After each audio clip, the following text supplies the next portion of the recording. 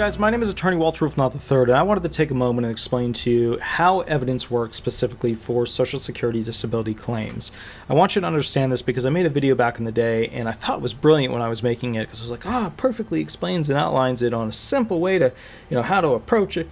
It wasn't amazing in that regard, because it was my brain trying to bring your world into the world that I live and then slamming them together to make a hamburger, and it just didn't work out. So this time, we're going to explain how evidence works for Social Security disability benefits, SSI, SSDI, DAC benefits, AUX benefits, all that kind of stuff. Anything that would require an administrative law judge.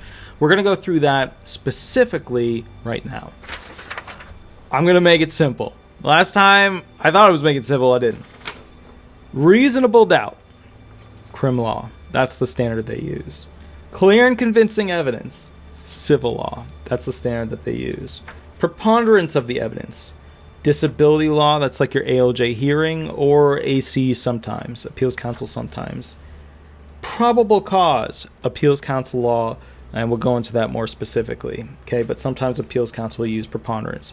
All right, so let's go through that real quick. Crim law, do we put somebody in jail? Do we put them before, essentially, a potential life in prison or a death sentence, etc.?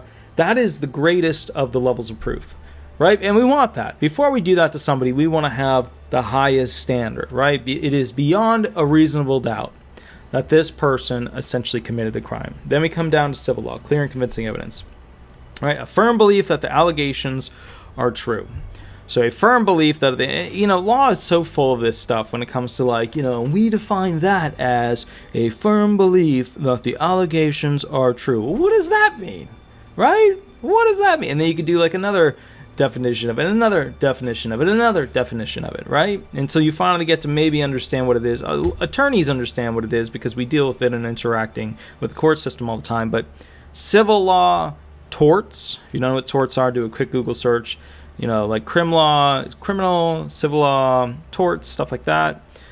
Could be, essentially contract claims, etc. Could be wills, trusts, and estates claims, could be any of that stuff.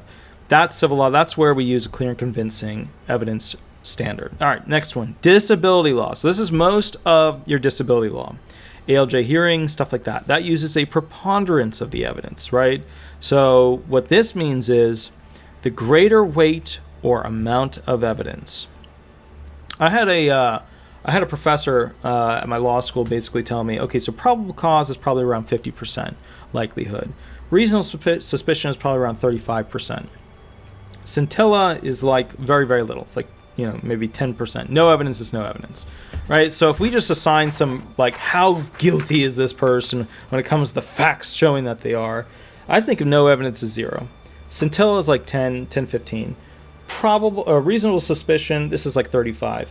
Probable cause, that's probably around 50% likelihood. Preponderance, I would say probably 65%. Clear and convincing, probably around, I'd say 75%, maybe 80. Reasonable doubt, you're probably upwards of 90% likely, 95% likely.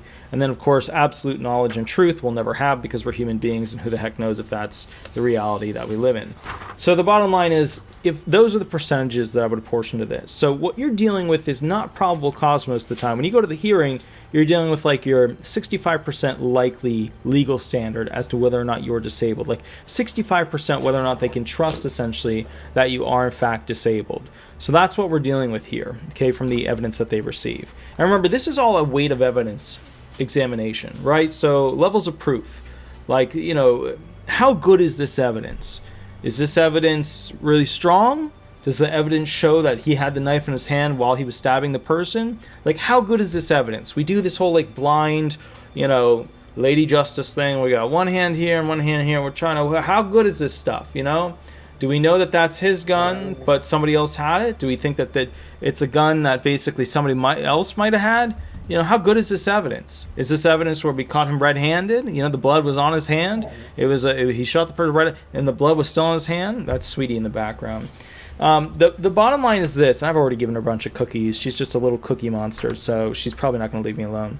But the bottom line is this. I want you to understand on the spectrum of what type of levels of proof are used for specifically disability law.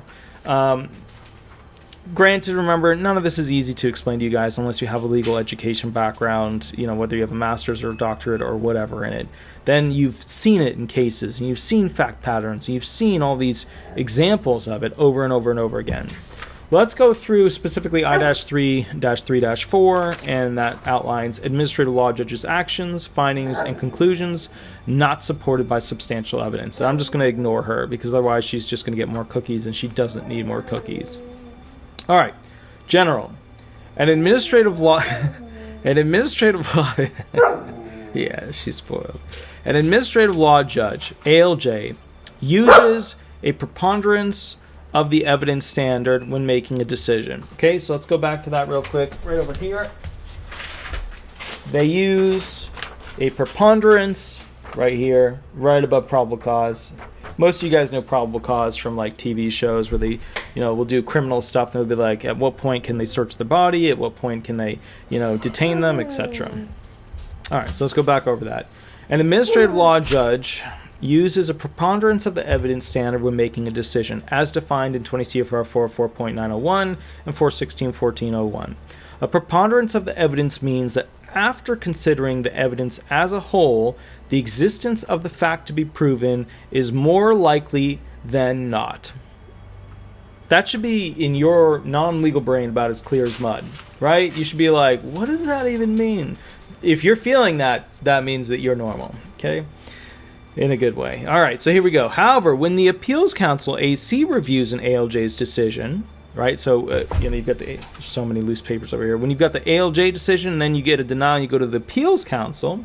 When the Appeals Council reviews an ALJ's decision, it uses substantial evidence standard rather than a preponderance of the evidence standard, as defined in 20 CFR 4. It's the same thing. Substantial evidence means such relevant evidence as a reasonable mind might accept as adequate to support a conclusion. So it's a lesser standard. It's, you need less strong evidence to prove that point. Okay? Substantial evidence requires less in support of a finding or conclusion than a preponderance of the evidence. So it's a step down from preponderance of evidence, right? Okay, so under the standards set forth in those rules that we talked about before, the AC will deny the request for review or decline to take own motion review if substantial evidence supports the ALJ's action, findings, or conclusions, and there's no other basis for review present. Right? Okay, cool. So now we've got that. That's their standard. They don't meet that standard, they're not going to do much with it. That's their standard. Part B, applying the substantial evidence standard of review. Okay. Number 1, recommendation to the AC, Appeals Council. That's where the AAJs are. When determining whether to recommend to the AC that an ALJ's decision is supported by substantial evidence, an Office of Appellate Operations Analysis, I don't have my glasses on, and I can't because of the new lights, they shine in them. Appellate Operations Analyst will consider the ALJ's action, findings, and conclusions, as well as any evidence the ALJ cited in the decision. Additionally, the analyst, I gotta put this closer, the analyst will evaluate the entire record, including the evidence the ALJ did not cite in the decision. An analyst will recommend, I'm gonna put her outside soon, an analyst will recommend that the AC deny review. Can you put her outside for me? Because she's just gonna get louder. She just doesn't listen or do any of that. So, an analyst will recommend that the Appeals Council deny review or not take own motion review when the evidence shows that the ALJ's actions, findings, and conclusions are supported by substantial evidence, and there is no other basis for granting review or taking own motion review. So, all right, let's go over this again. What does this mean? The AC, the Appeals Council, won't do nothing with that decision, right? In the sense of, doing a full review. They won't do anything with it unless the ALJ's decision likely meets the probable cause standard, which in this case we're calling substantial evidence standard, right? As long as it meets the probable cause standard, which in this case we're calling the substantial evidence standard. Let me read it to you again, it's important. An analyst will recommend that the AC, Appeals Council, deny review or not take own motion review. So, deny review, they're not going to look at it, or not take own motion review, they're not going to make their own decision on it. When the evidence shows that the ALJ's action, when the judge decided, and the ALJ's findings, the decision of the judge and conclusions, are supported by substantial evidence, which equates to probable cause level, and there's no other basis for granting review or taking own motion review. So what they're saying here is, if it looks pretty good by probable cause, legal standards, as to errors as to fact or law that may have been committed, but the evidence looks pretty good at a probable cause substantial evidence level, then the AC is not going to do anything with it. They'll deny review. If corrective action is needed, but the record is otherwise complete, it may be appropriate for the AC to issue a corrective decision, which is what we see all the time, right? Go back and make another decision, or or hey, we're fixing this, but you still need to look at it. When the AC issues a decision, it bases its decision on the preponderance of the evidence. So now all of a sudden, instead of this substantial evidence level, right, whether or not they're going to review it, when they go make a decision on it, when they decide to pass judgment on it, they go back to the preponderance of evidence standard, right? It goes to that higher level of evidence. When the AC considers whether to take own motion review, it will not ordinarily review a hearing decision where the end result would remain unchanged unless there's a compelling need to do so. What that means is that if it's close or probably wouldn't, equate to a change, like even if you're right, but it wouldn't change the outcome, they're not going to do anything. They're not going to do anything. Let me read it again. When the AC considers whether to take own motion review, it will not ordinarily review a hearing decision where the end result would remain unchanged unless there's a compelling need to do so. Well, who defines compelling need to do so? Well, that's on a case-by-case basis. You're starting to see how biased this whole thing is. So I just wanted to go through, and I'm sorry we had Sweetie jump in there. She's always harking at me, snarking at me for extra food. But I just wanted to make it really simple so that you guys could see how this evidence works. President Biden used the word scintilla a lot during the whole president election thing with the whole Hunter Biden thing. He said there was not a scintilla of evidence. We know that to be completely and utterly incorrect. There was significantly more than 10% of evidence showing that there was, all these terrible things that occurred when it comes to, interacting with foreign nations and foreign companies and blah, blah, blah. And then, of course, the emails with the photos and the audio. But just to give you an idea, for that stuff, they would have an extremely high level of proof requirement. So instead of, and he used it because of the legal background that he has, but with this, scintilla, that means hardly anything. Reasonable suspicion, 35%. Probable cause, 50%. Preponderance of evidence, you're looking at like 65%. Clear and convincing, 70-75%. Reasonable doubt, probably around 90%. 90% likely that the person did, or that the issue did occur throughout it. These are, and I didn't mean to bring the president into that, but he did over and over again in the video sound bites that he went in front of the press. He kept using this word over and over, and nobody knew what this word was unless they were in the legal field. So that's why it's incredibly important. If you go look that up, this is the word he was using, scintilla. Scintilla is a proof of standard, level of evidence system. So that's where that whole thing comes from. I know when I was sitting there, I was like, oh, wow, that's interesting. But I know a lot of people are sitting there going like, what is he saying? What is he saying? And, keep in mind, specifically as it reads from here, scintilla, any evidence at all, even the smallest measurable amount of evidence. I attribute that to being around 10% of evidence, right? But bottom line is this. These are your proof standards.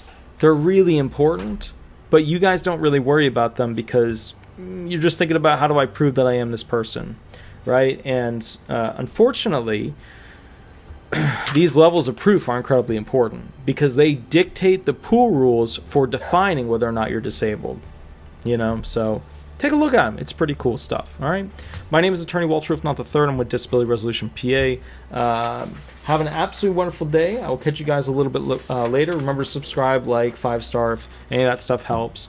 I try to define stuff for you that makes it easy to understand how something works. Some of the stuff you kind of need a whole background to look at it and understand it before you can really attach to it. I'll tell you this. When I went and did my law degree, there were a bunch of theories and doctrines that I had memorized, But I didn't understand why we had them until about 6 months after I actually finished up law school, because you wait a little chunk of time before you go take the bar. And I'll tell you this, it wasn't necessarily 6 months, but it was a little chunk of time.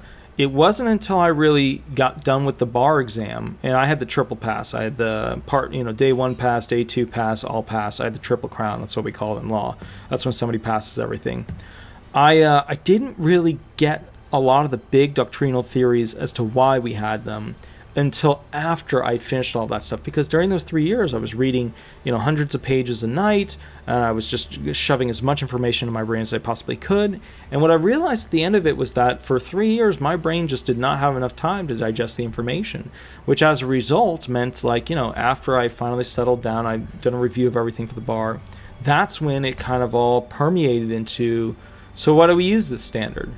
And the ironic thing was that I became a big advocate of a lot of those standards at that point, because I understood the background for it. Now, being a lawyer for 8-9 years or whatever it is now, spaceconstitution.com, the point of that is we need to correct a few of them.